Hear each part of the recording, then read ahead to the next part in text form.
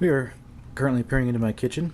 I have the camera's exposure set to manual, and I have 4 lights in the kitchen. The 2 on the left are the PhilipsPAR30 LEDs, and I have 2 CFLs in the others. So here goes the switch, and you'll see, you'll notice the delay in those LEDs coming on. And I've now set the exposure down to the minimum so that you can better see the differences between these lights.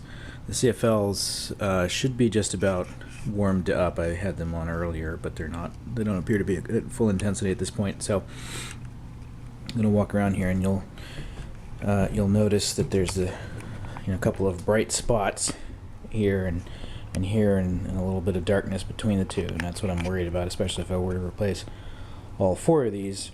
I'd probably have a nice dark spot right here, and I'd have a dark spot over the kitchen sink. The CFL to the right here is providing some light in there, and while I do have a 5th light here on a separate switch, I usually don't use it because the light from the 2 lights to either side of the sink has been enough.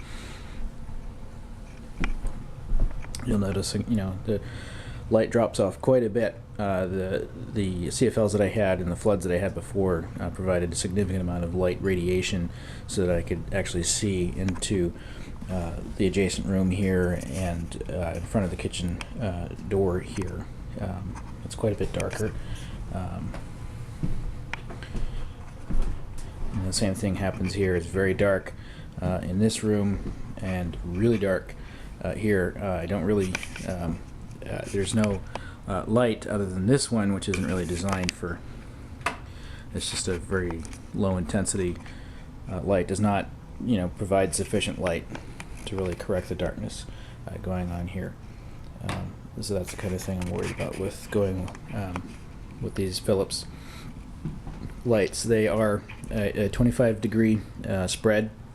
There are other lights that have a wider angle, such as 30 degrees, and I'm not sure how much better those would be, but again, these are all, these particular lights are $50, and some of the other ones that I've been looking at are $80, and I've seen $120. So I certainly won't be shelling out that sort of money to play. And the other thing I imagine that would happen here is if I did buy a different LED light, that the difference between that one and these would be so significant that it would look quite strange, and I'd rather not do that. So much softer, a little bit more natural color temperature light here. This is a lot whiter, very intense. Even with it doesn't actually look like this in real life. That my cabinet is my countertop is not quite that white, but it's very bright. Right below the LED floodlight, it's very bright, but it drops off pretty dramatically.